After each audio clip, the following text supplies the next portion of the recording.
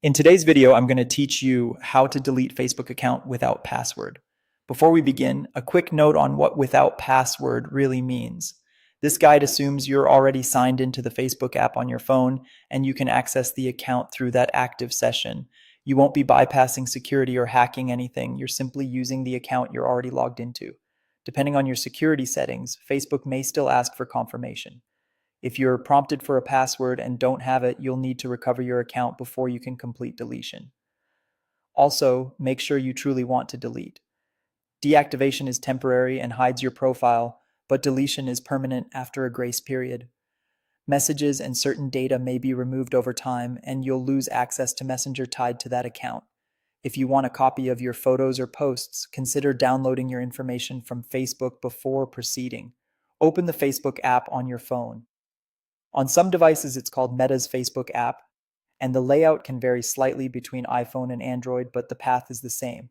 Look for the three horizontal lines, sometimes called the menu or hamburger icon. It's typically in the upper right corner on Android and the lower right on iPhone. Tap that to open the main menu. Scroll down until you see Settings and Privacy, then tap it. Next, tap Settings. From here, you'll move into the Meta Account Center, which manages settings across Facebook and Instagram. Tap Account Center, inside Account Center, scroll down and select Manage Accounts. This section controls the accounts linked to your profile and where you can make ownership changes. Keep scrolling and tap Accounts Ownership and Control. This is where Facebook places the options for deactivation and permanent deletion. Tap Deactivation and Deletion. You'll see choices for the account connected to your session. Select the account you want to remove, then choose Delete Account.